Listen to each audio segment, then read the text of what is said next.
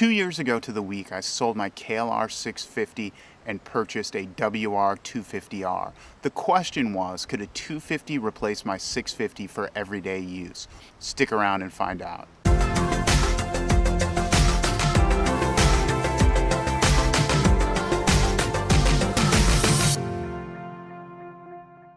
Two years ago this week, I decided to sell my KLR 650 that I had for 12 years.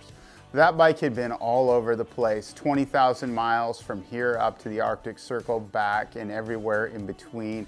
Even though I love the KLR, I always wanted to try something a little bit smaller that was more agile, that I could throw around a little bit easier. When I decided I was going to pick up a 250, there was only one 250 I could buy, and that was the Yamaha WR250R.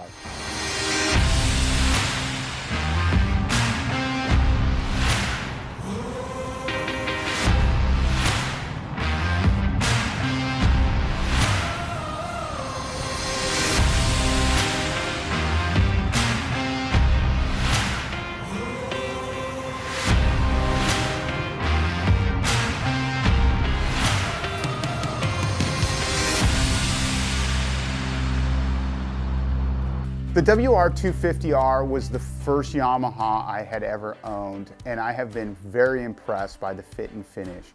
Everything is well engineered and it seems to fit together really well. The one thing that didn't impress me was the instrument cluster. It's small, it's hard to read, it's hard to switch back and forth between distance menus. It's not really intuitive how to reset the clock. And I just think for a few bucks, they could have made something that was a lot nicer. The WR is great on the street. You sit up high, it's light, it's easy to move around, it's narrow, and it's really a great bike when you need to find creative shortcuts in traffic. The first time I rode the WR, I was absolutely blown away how smooth it was for a thumper. This was my first fuel-injected bike, and I love fuel-injected bikes now. It is just great to be able to start it up and have it always run the same. Unfortunately, on the street is where one of this bike's biggest weaknesses appears. When riding this bike in first and second gear, and you let off the throttle and you have the clutch open, and you just give it a little bit of gas, the bike is really jerky. It's not just my bike, I've seen it on another WR that I rode, and you can get past it by just constant feathering the clutch. It would just be nice if it wasn't like this. In the mild riding that I do in the dirt, I find the WR to be great. Fire roads and mild single track, it handles them real well. Now, I wouldn't even consider myself a brisk off-road rider. I like to sit around and look at the scenery, and in fact, most of the time I'm off-road, I'm on a mountain bike. But the time that I have had on it, it's been great. The bike sits up high, it's much easier to maneuver than my KLR, and when it falls over, it's a heck of a lot easier to get up.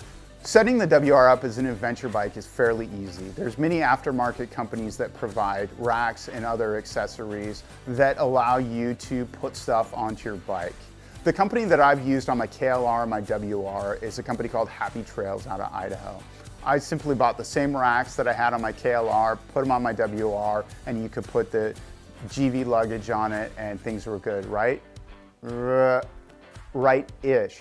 So the problem with the WR is that it's a 250cc adventure bike, which is pretty small. Now, the bike's got a fun engine, it revs really high. The problem is when you put luggage on the bike and the speed limit's 70 miles an hour and you gotta really be revving it hard to ride it it just makes long days. Also, when you're going across bridges or areas where it can be really windy, the WR is a lot sketchier than the 650. So back to my original question, can a 250 replace a 650 for an everyday bike? And for me, the answer is no.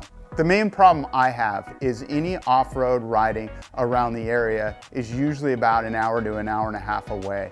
And riding the WR on a 70 mile per hour freeway is just not as relaxing as I would like. I realize as I get a little bit older, comfort is more important to me. Whereas 10 years ago, I might have hit the slab at 75 miles per hour at 10,000 RPMs and not shook a stick at it, but now it's just not that enjoyable to me.